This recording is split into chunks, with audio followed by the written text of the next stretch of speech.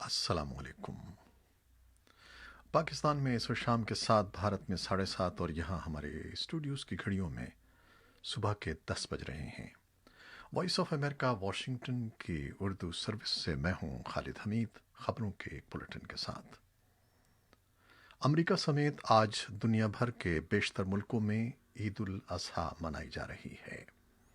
हम अपने तमाम नाजरीन को ईद की दिली मुबारकबाद देते हैं। ईद उल अज़हा के मौके पर अमेरिका के वज़ीर ख़ारजा माइक पॉम्पियो ने तमाम मुसलमानों को मुबारकबाद का पैगाम भेजा है। महकमा ख़ारजा की तरफ से जारी एक बयान के मुताबिक माइक पॉम्पियो का कहना था कि ईद उल अज़हा उस अजीम कुर्बानी की याद दिलाती है जो हज़रत इब्राहीम अलैहिस्सलाम ने खुदा के साथ अपना वादा पूरा करते हुए दी थी।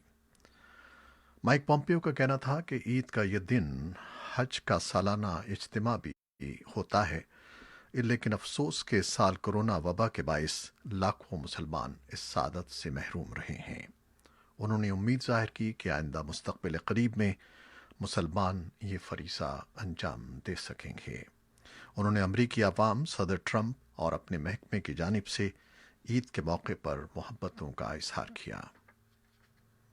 और अब बाकी अहम खबरों की सुर्खियाँ।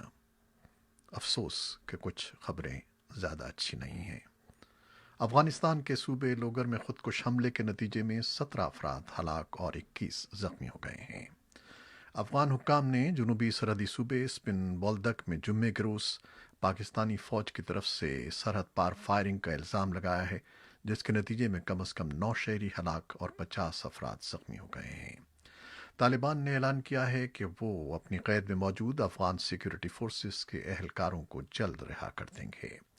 भारत में गुज़श्ता 24 घंटों में 55,000 से ज़्यादा केसेस रिपोर्ट हुए हैं, जो एक रोज़ के दौरान कोरोना वायरस के केसेस की सबसे ज़्यादा तादाद है। ऑस्ट्रेलिया की दूसरी गुंजान रियासत विक्टोरिया में केसेस की तादाद 10,000 से तजावुज़ कर गई है। कोरोना वायरस से दुनिया का दूसरा सबसे ज़्यादा मुतासरा मुल्क ब्राज़ील है, जहां हलाकतों की तादाद 90,000 से ज़्यादा हो गई है। और अब खबरें तफसील के साथ।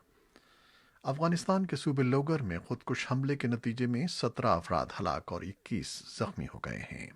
खुदकुश हमला ऐसे मौके पर हुआ है जब अफगान हुकूमत और तालिबान ने ईद उल अज़हा के मौके पर जंग बंदी का ऐलान कर रखा था, जिसका आगाज़ जुमेरात और जुमे की दरमियानी शब 12 बजे से होना था। अफगानिस्तान में जुमे को ईद उल अज़हा मनाई जा रही है। लोगर सूबे के शहर पुल आलम के एक अस्पताल में जख्मियों और लाशों को मुंतकिल किया गया है। अस्पताल के सीनियर डॉक्टर सिद्दीकुल्लाह के मुताबिक अस्पताल में 17 लाशों और 21 जख्मियों को लाया गया है।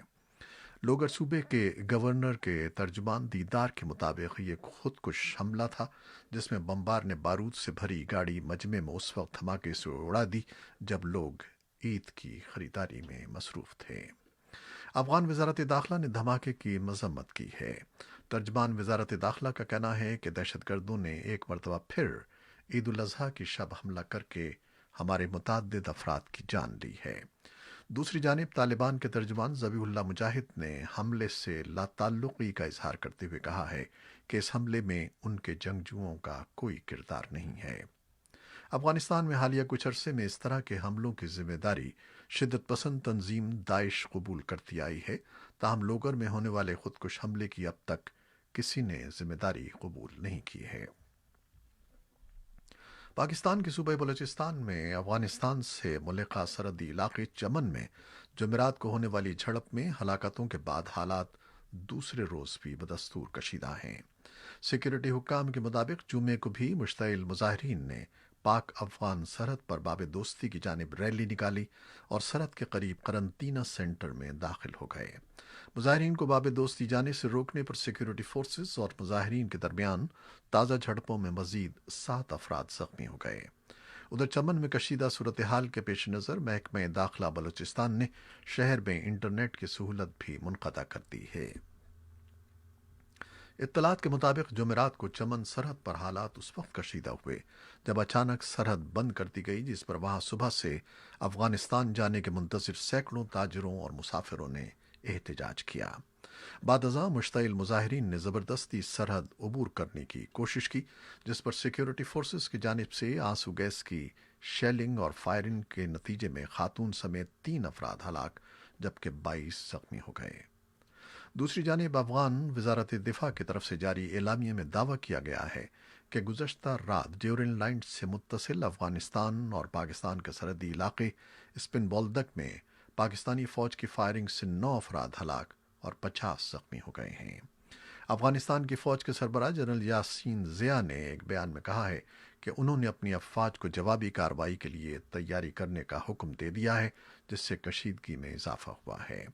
افغانستان کی وزارت خارجہ نے ایک بیان میں اسپن بولدک میں شہریوں کی ہلاکت کی مذمت کی ہے اور پاکستان پر زور دیا ہے کہ وہ دونوں ملکوں کے درمیان موجود سفارتی اصولوں اور سمجھوتوں کا احترام کرے اور ایسے واقعات کو ہونے سے روکے۔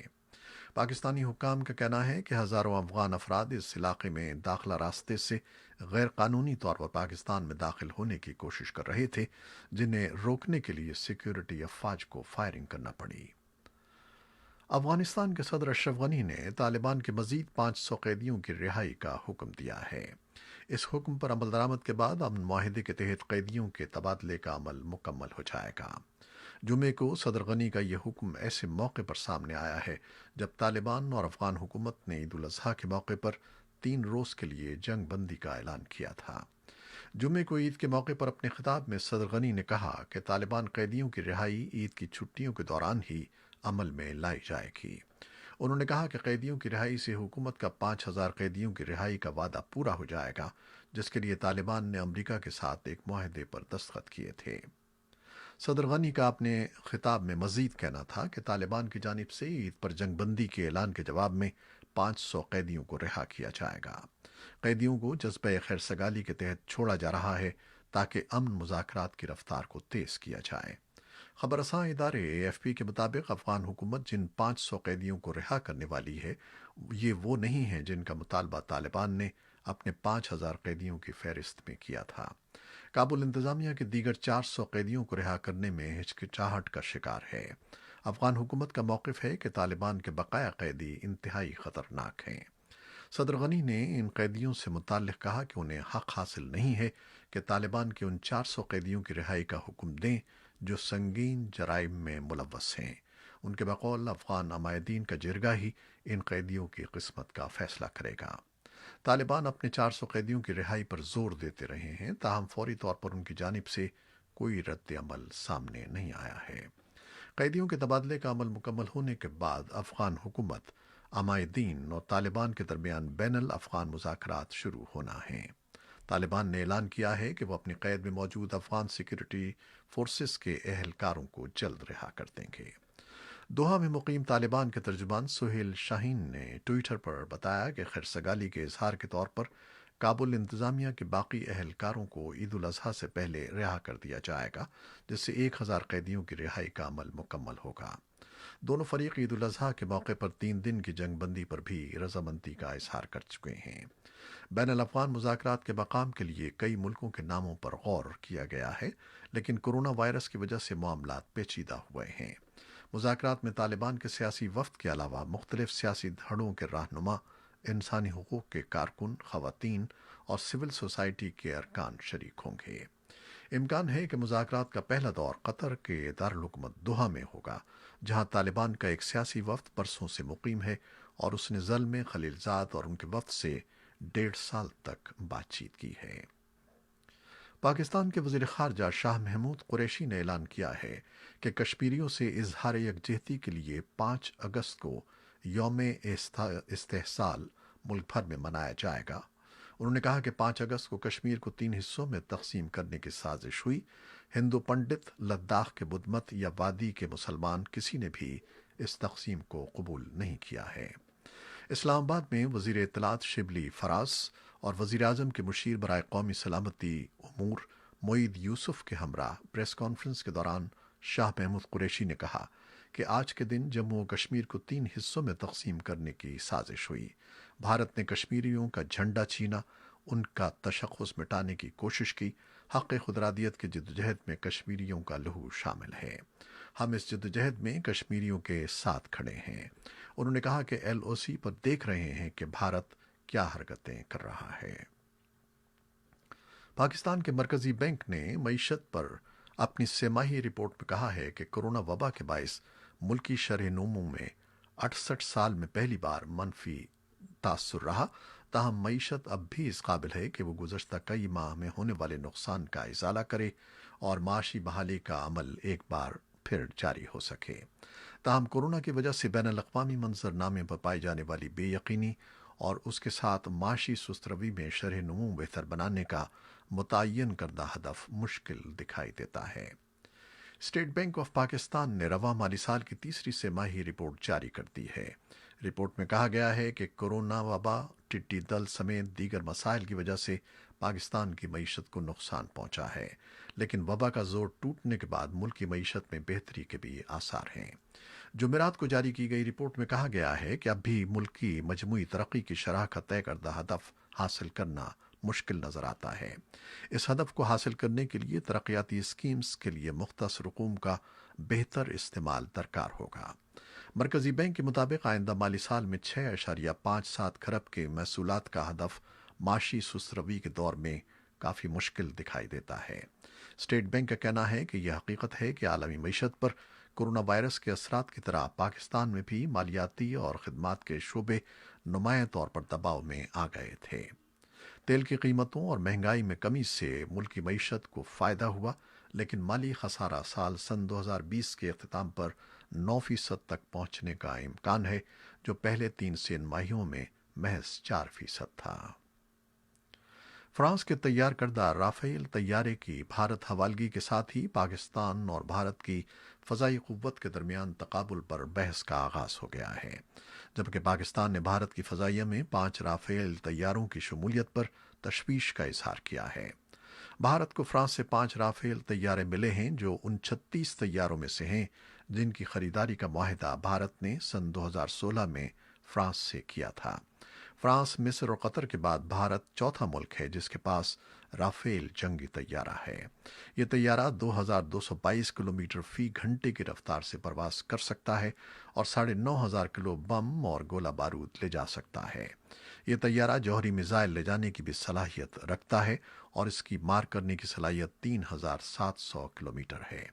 فضا میں ری فیولنگ کی سہولت بھی اس جہاز میں موجود ہے۔